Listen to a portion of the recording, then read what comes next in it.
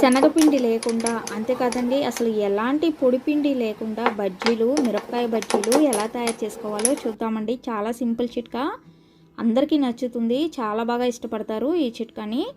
మరి ఈ మిరపకాయ బజ్జీ, శనగపిండి ఎలాంటి పిండి లేని మిరపకాయ బజ్జీ కోసం ముందుగా మనం పచ్చిమిరపకాయలు తీసుకొని, పచ్చిమిరపకాయలు ఎడ్జ్ ఈ విధంగా కట్ చేసుకోండి.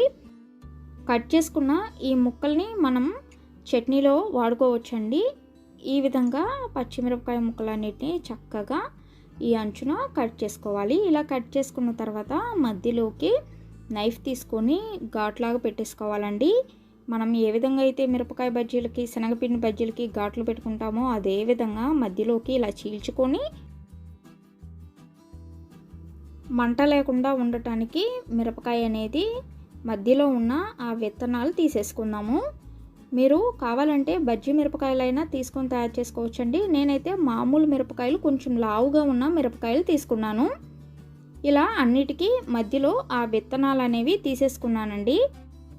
ఇప్పుడు ఈ మిరపకాయల్ని పక్కన పెట్టేసుకొని ఇక్కడ మనం మినప్పప్పు నానబెట్టుకొని మిరపకాయల బజ్జీలు అనేవి తయారు చేసుకుంటున్నామండి. శనగపిండి వాడము, ఎలాంటి పిండి కూడా వాడము, కేవలం మినప్ప పిండితో మనం గారెల పిండి ఏ విధంగా అయితే పిండి రుబ్బేసుకుంటామో అదే విధంగా ఇప్పుడు ఈ మినప్పప్పుని మిక్సీ జార్లో వేసుకొని గారెల పిండి మాదిరిగానే చక్కగా మెత్తగా పిండి అనేది మిక్సీ పట్టేసుకోవాలి.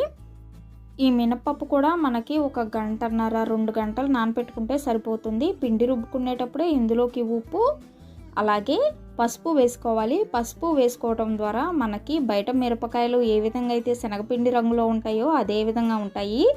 కాబట్టి పసుపు వేసుకొని చక్కగా పిండిని మిక్సీ పట్టేసుకొని ఈ పిండిని గిన్నెలోకి తీసుకుందాము.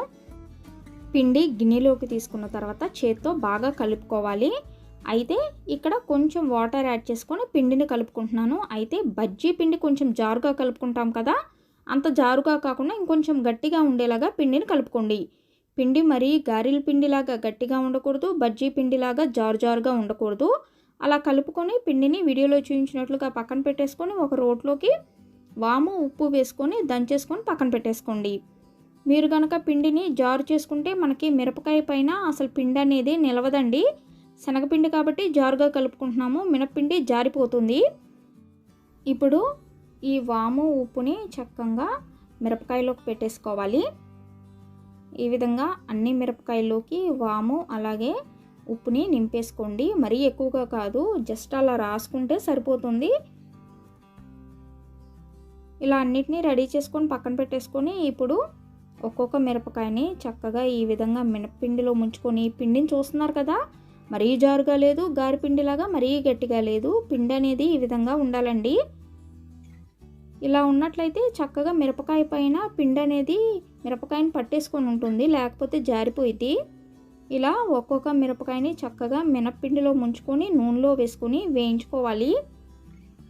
అయితే ముందు సగం వేయించుకోవాలండి, అంటే మరీ ఎక్కువసేపు కాకుండా కొంచెం సేపు వేయించుకున్న తర్వాత వీటిని ఒక ప్లేట్లోకి తీసుకొని మళ్ళీ వేసుకొని ఆ తర్వాత అన్ని బజ్జీలని మళ్ళీ నూనెలో వేసుకొని వేయించుకున్నట్లయితే మీకు ఈ మిరపకాయ బజ్జీలు అనేవి బయట బండిపైన శనగపిండి బజ్జీలు ఏ విధంగా అయితే ఉంటాయో అదే విధంగా ఉంటాయండి.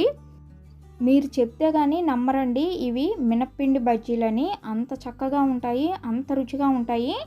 వీటిని కూడా ఉల్లిపాయ, నిమ్మకాయ పిండుకొని తింటే చాలా ఇష్టంగా తింటారు. మరి మీ అందరికీ శనగపిండి ఎలాంటి పిండి లేకుండా మినప్పిండితో తయారు చేసుకున్న ఈ బజ్జీల రెసిపీ వీడియో నచ్చినట్లయితే ఈ వీడియోని లైక్ చేయండి, షేర్ చేయండి. మరిన్ని వీడియోస్ కోసం మా ఛానల్ సబ్స్క్రైబ్ చేయండి. Thank you for watching.